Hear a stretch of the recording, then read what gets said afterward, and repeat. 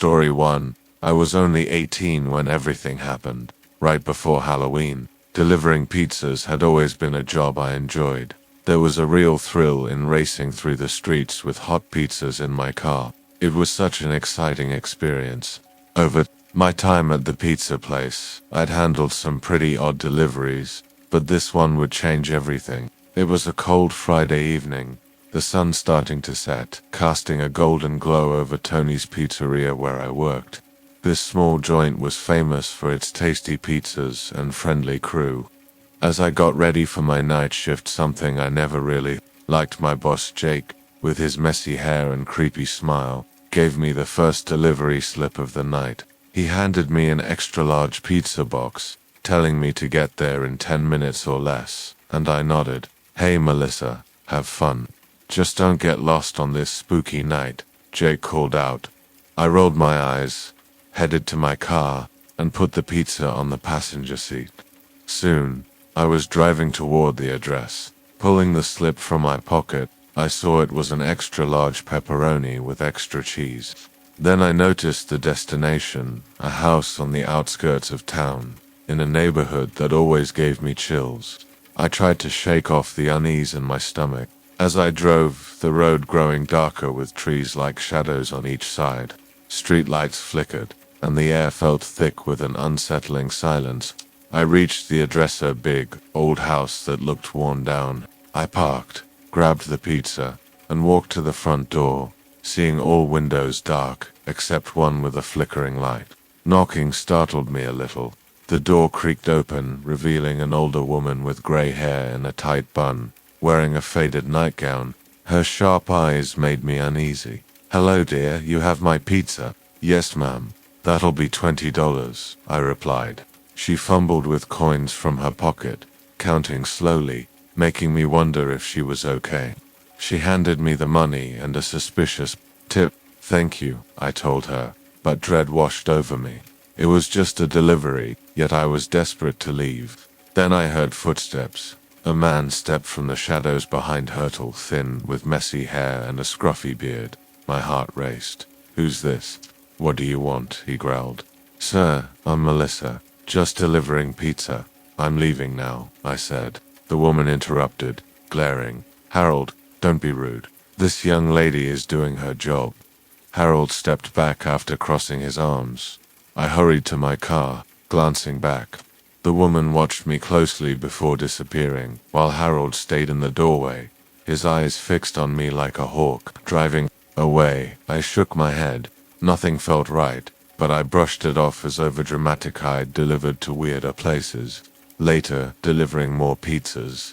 Each felt less eerie.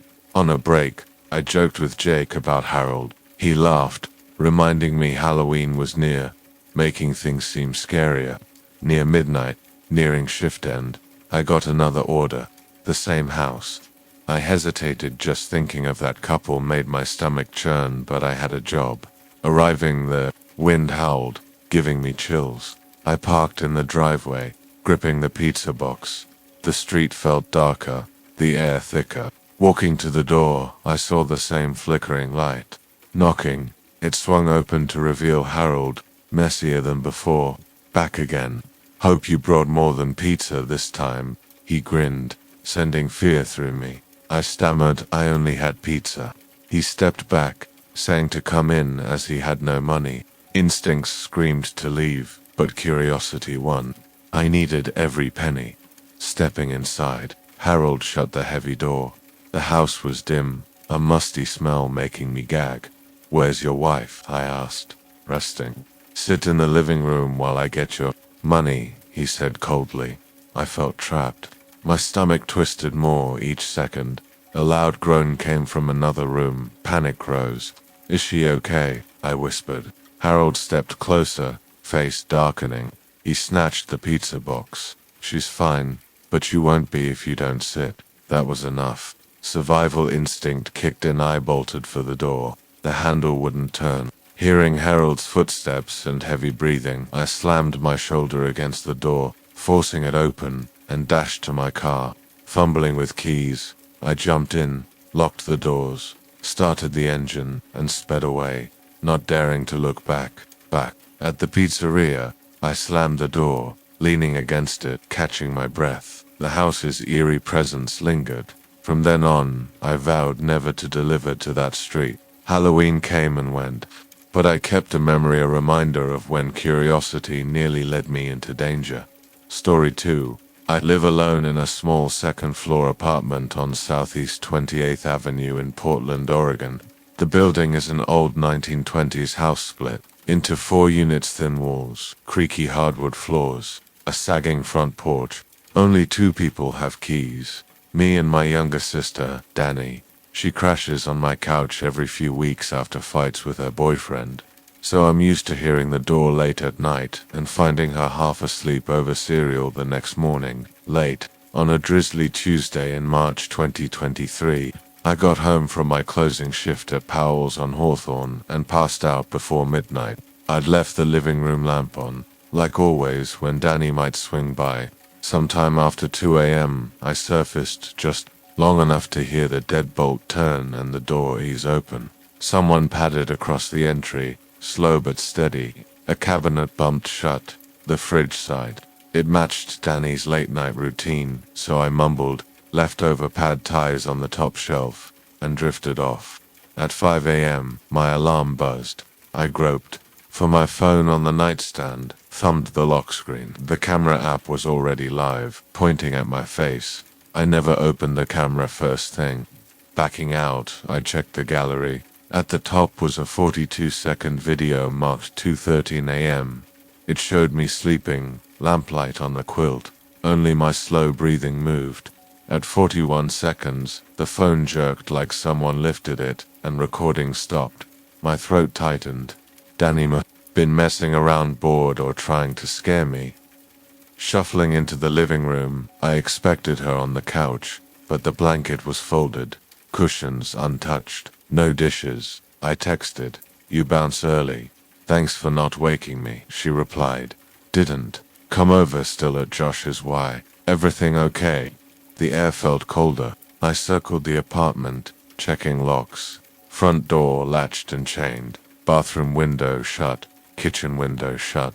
Only the rear stairwell door, rarely used, swung open lightly. I'd locked it days ago. Outside, a single muddy footprint stained the top step, too large for Danny's shoes. Calling her, I kept calm, asking if she'd loaned her key. She swore no, said she'd bring it after work so I could change locks. Dressing, every hallway creak set me on edge.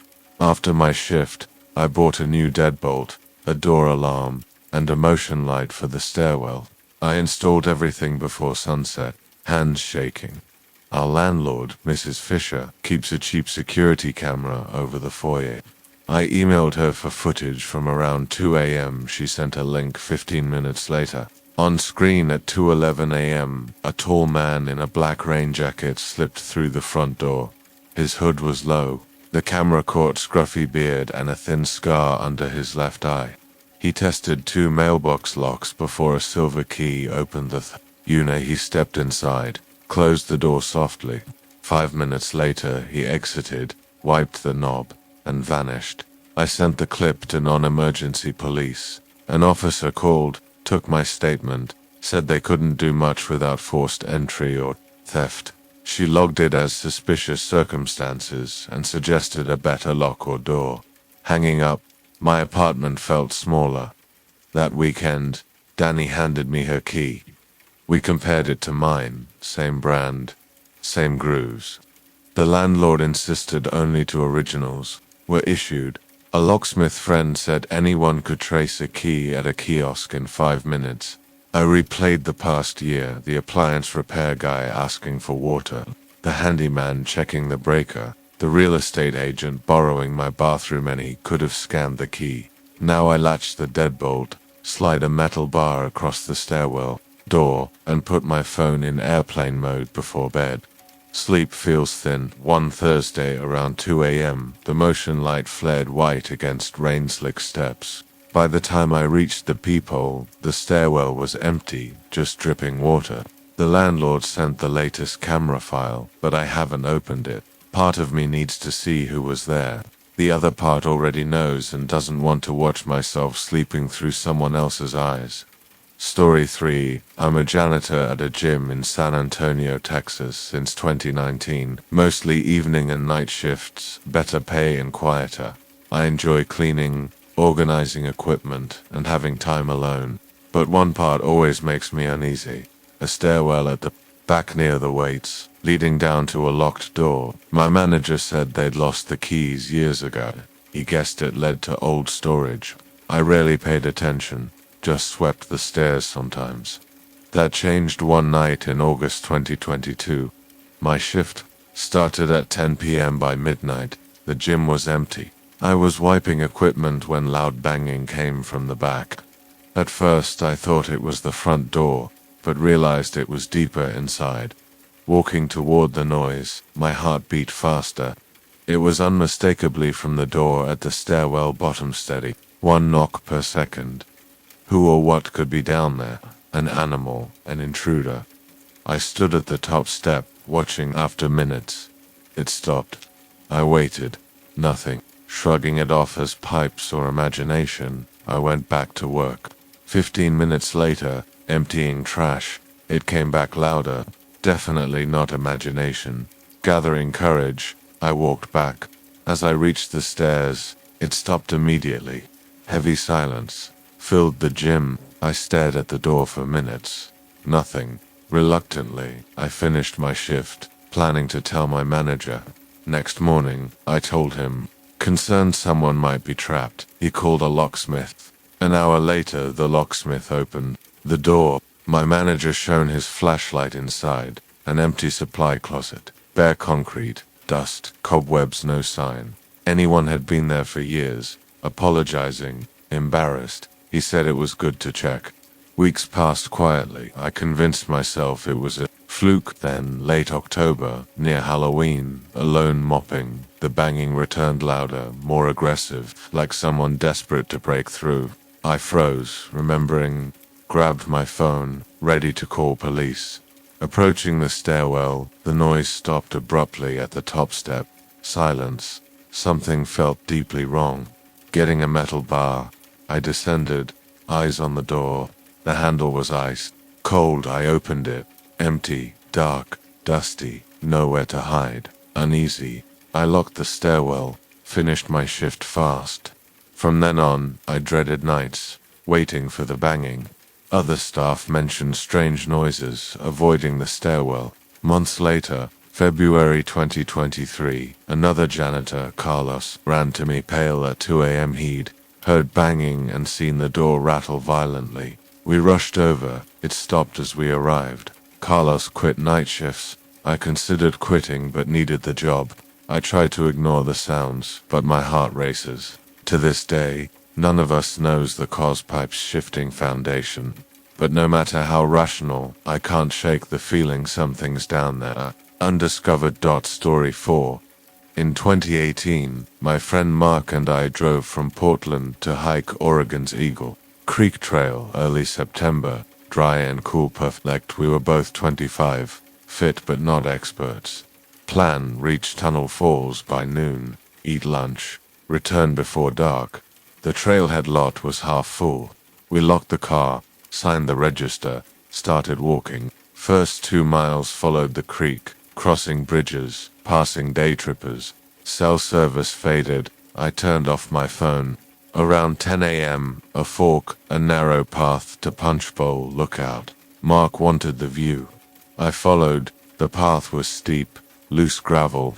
Mark's blue windbreaker flickered ahead, vanished behind a bend. I called his name. No reply. Climbing. I reached a rock ledge. Stepping up, I slipped. Boot sliding. Grabbed for a root. Missed. Went down hard. Stone smashed my shoulder. Vision white, then black. I woke with a rag over my eyes. Zip ties bit my wrists. Boots on, but everything else wrong. Running water. Nearby, something dripped above. Diesel mixed with pine. I shouted for Mark. A heavy hand flattened my chest. A man's low, rough voice. Quiet or you'll end up like your buddy. He tightened the rag. A plastic bottle touched my lips. I drank, tongue like sand. "What do you want?" "Peace," he answered. "You hikers ruin everything." Metal scraped a knife. Blade slid down my bootlace. Boots off, socks off. He sliced my t-shirt off. Cold air stung, still terrified he'd cut me. He lifted me by the elbows. "Walk." I shuffled blind, barefoot, pine needles and stone stabbed. We climbed, turned left, right, damp earth and cedar smell. After 5 minutes, he stopped me, blindfold off. Late sun through tall pines. 10 yards away, Mark lay naked, zip-tied on a picnic table, blood crusted at his hairline, chest moving. The man stepped forward, about 55, gray beard, sunburned, filthy camo jacket, revolver holstered, knife on a rope. He lifted a cheap action camera. "You two will pose, then you'll leave, never come back." He cut my wrist ties, tossed me the knife, free him slowly. Hand shaking, I sawed Mark's ankle ties. He groaned, eyes fluttering, lips forming my name. I nodded. The man circled, filming when Mark's last tie snapped. I yelled, "Run." We sprinted barefoot into trees, branches whipping. A gun cracked, bark exploded near my ear. We didn't stop. The slope dropped. A creek roared. We plunged in, chest deep, scrambled to the opposite bank, crawled under a fallen cedar. Night came. We lay shivering, listening for boots. None came. At first light we worked downstream over slick stones, every step like glass, fear keeping us up. 4 hours later, a dirt service road. A Forest Service jeep rattled around a bend. We waved wildly. Ranger Luis Ortega pulled over, wrapped us in blankets, drove to Eagle Creek Ranger Station. Inside, we showered in the crew locker room. Los supplied sweatpants, t-shirts, sneakers. Luis cleaned cuts on our soles, bandaged Mark's head.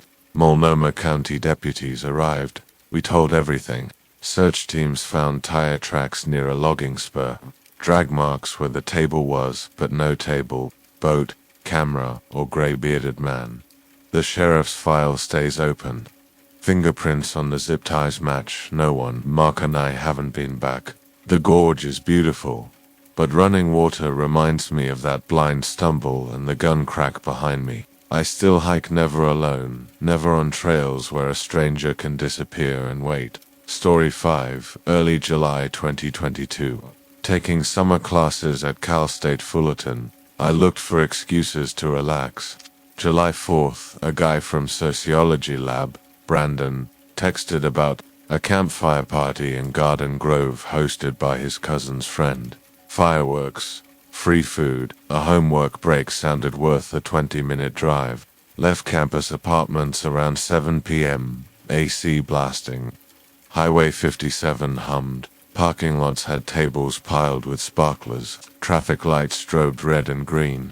The whole evening felt like a film on pause. The address 11128 West Alta Vista, quiet cul-de-sac of 70s singles. String lights zigzagged the driveway. A faded stars and stripes drooped from the eave. About 40 people in the yard, mostly my age, clinking beer cans while someone grilled hot dogs. Inside, sunscreen, lighter fluid, spiked punch, smells, music thumped from Bluetooth speakers on milk crates. I wandered rooms, admiring surfing posters, tapping my phone, pretending I had friends. Brandon spotted me. "Glad you made it," then turned away. Around 9 p.m., fireworks cracked. People cheered, filmed, drifted to cars for Newport Beach's big show. By 10:30, the yard had maybe a dozen. Host Evan was out of sight. A girl in a Dodgers cap offered me a fresh red cup. The lemonade-colored drink tasted off-metallic sweet, then flat. Minutes later, thoughts blurred. Tried finding Brandon. To say goodbye, living room half dark, bulbs off. The couch I'd sat on was gone. Dust marks left. TV unplugged.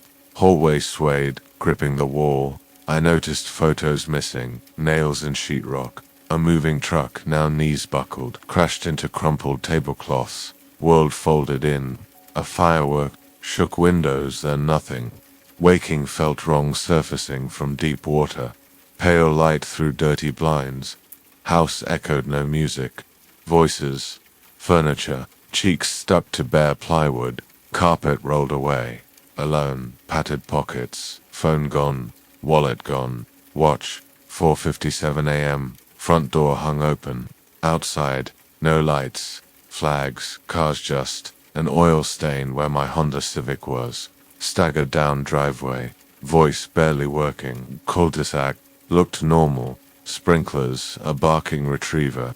But the house seemed abandoned. A for rent sign lay face down, sun-bleached. Side windows showed stripped drywall, dangling wires like paused renovation. Walked 3 blocks to 7-Eleven, borrowed clerk's phone, dialed 911.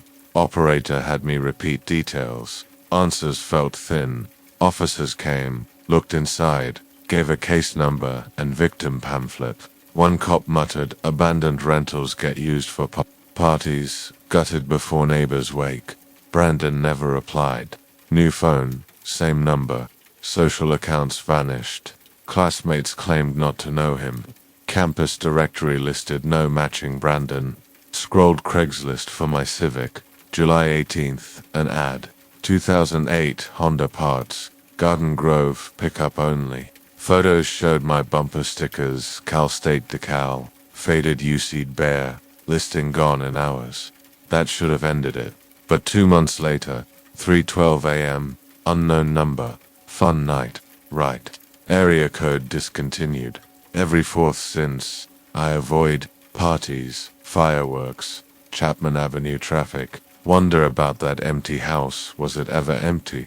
Did someone watch me wander into the street, ensuring I'd replay that night year after year?